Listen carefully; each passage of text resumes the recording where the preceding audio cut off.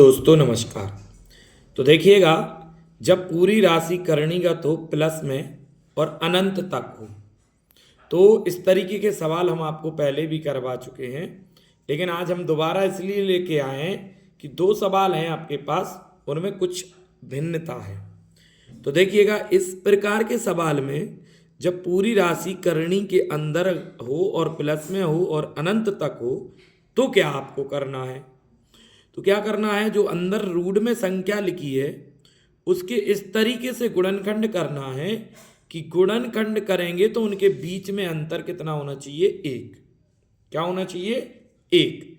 जैसे कि देखिएगा, इस 12 के हम गुणनखंड करेंगे तो ये होगा 4 और 3। क्या होगा दोस्तों, 4 और 3। 4 और 3 के बीच में अंतर क्या है, एक है। ठीक है ना। तो इसका आंसर क्या हो जाता था, बड़ी संख्या अगर प्लस लगा है तो प्लस की बड़ी संख्या और माइनस लगा है तो माइनस की बड़ी संख्या। इनका आंसर यही हो जाता था, 4 प्लस के और माइनस के 3। ये कब है, जब रूढ़ के अंदर लिखी संख्या जो है उसके गुणनखंड ऐसे हो रहे हों कि उनके बीच में अंतर एक हो रहा हो, तब उनका आंसर बड़ी संख्या प्लस की होगी और छोटी संख्या माइनस की। अगर बीच में प्लस है और माइनस है तो बड़ी संख्या माइनस की और छोटी संख्या प्लस की। इसी तरीके से एक और प्रश्न आपको हमने अब बताते हैं। इसी में देखिए, माइनस वाला है तो इसके भी अगर हम गुणनखंड करें तो 8 और 7 होगा। 8 7 56। बीच में अंतर क्या है, एक अंतर है। तो भाई बड़ी संख्या किसकी होगी, अब माइनस लगा है तो माइनस की, और छोटी संख्या क्या होगी, प्लस की, अर्थात -8 और -7 है। लेकिन आप देखिएगा, इसी तरीके से एक प्रश्न आपको हम और बताते हैं। देखिए, इसमें गुणनखंड हो रहे थे जिनके बीच में अंतर एक हो रहा था। यहां पर देखिएगा, गुणनखंड अगर करेंगे कि गुणा करो तो 3 हो जाएं और उनके बीच में अंतर एक हो, तो ऐसा नहीं हो रहा है। 3 एकम 3, बीच में अंतर दोस्तों क्या आ रहा है, 2 का आ रहा है। अभी तक अंतर कितने का आ रहा था, 1 का। तो आंसर वही गुणनखंड हो रहे थे। माइनस वाले में माइनस की संख्या बड़ी हो रही थी और प्लस की छोटी, और प्लस वाले में प्लस की संख्या बड़ी और माइनस की छोटी। लेकिन यहां पर क्या है, इन दोनों गुणनखंडों के बीच में 2 का अंतर है, 1 का अंतर नहीं है। तो अब क्या करेंगे, ये बात आपको बताने वाले हैं। तो ऐसे सवाल जो है वो श्रीधराचार्य फॉर्मूले से होते हैं। तो क्या करेंगे, पहले एक विस्तार से समझिएगा, फिर एक सवाल आपको संक्षिप्त में आपको बताएंगे। देखिएगा क्या होता है एक्चुअली, जैसे कि ये देखिएगा, √3 प्लस √3 और प्लस √3 ऐसा अनंत तक चल रहा है। तो आपको क्या करना है, बराबर में x मानना है। क्या मानना दोस्तों, बराबर में x। ठीक। अब दोनों पक्षों का क्या करेंगे हम,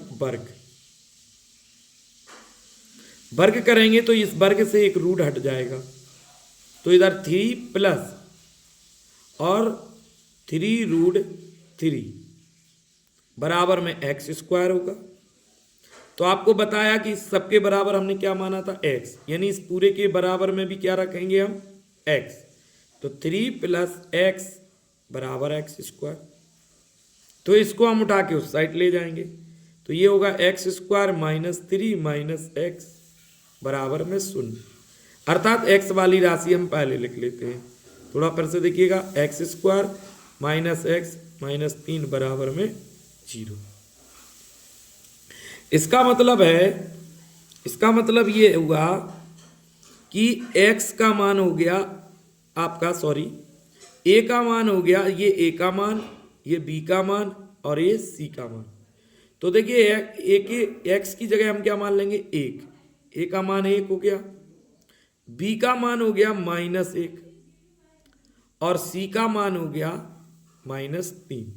बात समझ में आ रही, a का मान 1, b का मान -1 और c का मान -3। अब हमारा क्या है, श्रीधराचार्य सूत्र क्या होता है आपको वो बताते हैं। ये होता है भैया x बराबर जब आपके गुणनखंड में अंतर 1 से ज्यादा हो। तो x बराबर फॉर्मूला होता है -b plus -b plus minus under root में b² -4ac और अपॉन में 2a। तो अब देखिएगा आपको क्या करना है, x का हमको मान निकालना है। तो भाई हमने बताया कि b का मान क्या आया है इधर -1, यानी b की जगह क्या लिखेंगे, माइनस तो है -1 प्लस माइनस अंडर रूट फिर -1 का वर्ग b की जगह -4 इंटू a की जगह पर -1 और इंटू c की जगह -3। इतना आपको समझ में आया होगा। तो फिर क्या करना, माइनस माइनस प्लस हो जाएगा, यानी इधर 1 हो जाएगा प्लस माइनस अंडर रूट में देखिएगा -1 का स्क्वायर -1 और यहाँ पर क्या होगा, सॉरी a की वैल्यू प्लस में है तो माइनस माइनस क्या होगा इधर प्लस, 4 एकम 4 और 4 तिया 12 और बटे में 2a यानी 2 एकम 2 हो जाएगा। तो अब क्या करेंगे दोस्तों, देखो 12 में 1 जोड़ देंगे तो कितना हो जाएगा दोस्तों 13, यानी 1 प्लस माइनस रूट 13/2। ठीक, इतना आपको समझ में आ गया होगा दोस्तों। आगे आपको इस सवाल के बारे में और बताते हैं। तो देखिए अब आपको क्या करना है, एक बार इधर देख लेते हैं, एक बार एक में क्या जोड़ना है, रूट 13 की वैल्यू। तो रूट 13 की वैल्यू आपकी क्या होती है, रूट 13 की वैल्यू होगी आपकी 3.6/2 और एक बार आपको क्या करना, घटानी है 1 माइनस 3.6/2। तो देखिए 3.1 में 1 जोड़ेंगे तो जी 4.6 होगा, सॉरी 3.6 में 1 जोड़ेंगे 4.6/2 और 2 का हम क्या कर देंगे भाग, 2 दूनी 4 और 2 तिया 6, यानी एक आंसर क्या होगा 2.3 और यहाँ घटाएंगे तो घटाने पर क्या होगा आपका 2.6 माइनस के बटे 2, फिर 2 का भाग देंगे तो 1.3 माइनस में। तो दोस्तों समझ में आया। अब आपको हम क्या करेंगे, संक्षेप में बताएंगे, आपको सीधा काम करना है एक सवाल में। देखिएगा यहाँ पे भी गुणनखंड करेंगे तो ये 5 एकम 5 यानी अंतर क्या हो रहा है 4, इसका मतलब 1 से ज्यादा अंतर है। तो आपको कुछ नहीं करना, आपको क्या करना है, यहाँ 1 लिखना प्लस माइनस लिखना, रूट में 1 लिखना और अब आपको क्या करना, 4 में 5 का गुणा कर देना, पूरे भी होता है 4 पंचे 20 और बटे में क्या होगा 2, तो 20 में 1 जोड़ देंगे तो कितना होगा दोस्तों 21, यानी 1 प्लस माइनस रूट 21/2। अब 21 की आपको वैल्यू रखनी है, तो 21 की वैल्यू क्या होगी आपकी, अगर आप रूट में देखेंगे तो 21 की जो वैल्यू होगी वो 4.58 होगी। क्या होगी दोस्तों 4.58, अपन एक अंक तक रख लो तो एक बार जोड़ देंगे 4.58 को बटे 2 और एक बार क्या कर देंगे घटा देंगे 1 माइनस 4.58/2 और अब क्या करना है, 4 में 1 जोड़ोगे तो 5.58/2 होगा और दूसरा क्या होगा, घटाओगे एक बार तो 4 में से 1 घटाओगे तो माइनस के होंगे 3.58/2। अब भाग दे दीजिए, 2 दूनी 4, 1 बचे, 2 सत्ते 14, 1 बचे, 2 नाम 18, प्लस में होगा यहाँ आपका 2 का भाग 2 एकम 2, 1 बचा, 2 सत्ते 14, 1 2 नाम 18, माइनस में होगा 1.79।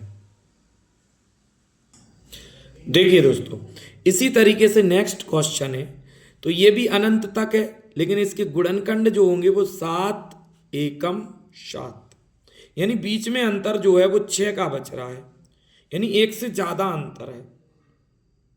तो हमने आपको बताया ना कि 1 प्लस माइनस और रूट में 4 में आपको 7 से इसमें लिखी जो घन संख्या उसका गुणा कर देना है। तो कितना होगा 4 सत्ते 28 और बटे में 2। तो अब क्या करना है आपको, एक बार तो इसमें आपको जोड़ना है √28 की वैल्यू। तो √28 की वैल्यू जो होती है वो 5.2 होती है अपॉन 2, और एक बार आपको घटानी है क्योंकि इधर प्लस माइनस है। 5.2 अपॉन 2। अब देखिएगा जोड़ेंगे तो 6.2 होगी अपॉन 2 और घटाएंगे तो 4.2 होगी अपॉन 2।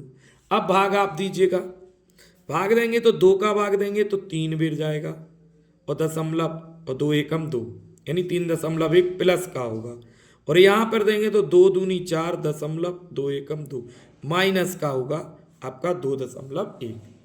तो आई होप आपको सवाल समझ में आया होगा, और ऐसा तभी होगा जब आपके इसके अंदर अभाज्य संख्याएं लिखी होंगी। क्या लिखी होंगी दोस्तों, रूट के अंदर जब अभाज्य संख्याएं होंगी तो उन संख्याओं के अगर हम गुणनखंड करेंगे तो उन गुणनखंड में जो अंतर होगा वो 1 से ज्यादा होगा, तभी आपका श्रीधराचार्य फॉर्मूला लगेगा। इसी तरीके से एक प्रश्न आपको हम दे रहे हैं जिसका आंसर आपको सबको कमेंट बॉक्स में देना है।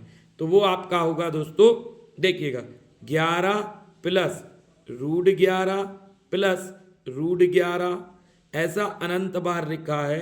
इस प्रश्न का आंसर आप सभी को कमेंट बॉक्स में देना है। तो दोस्तों वीडियो अगर आपको पसंद आया हो तो वीडियो को लाइक करें, सब्सक्राइब करें, कमेंट करें और बेल आइकन जरूर दबाएं, जिससे नई वीडियो आपके पास तुरंत पहुंचे, और वीडियो को अधिक से अधिक शेयर जरूर करें। अगर वीडियो फेसबुक पर देख रहे हो तो मेरे फेसबुक पेज फॉलो जरूर करें। जय हिंद, जय भारत। मिलते हैं अगले ही वीडियो में ऐसे ही मजेदार कॉन्सेप्ट के साथ।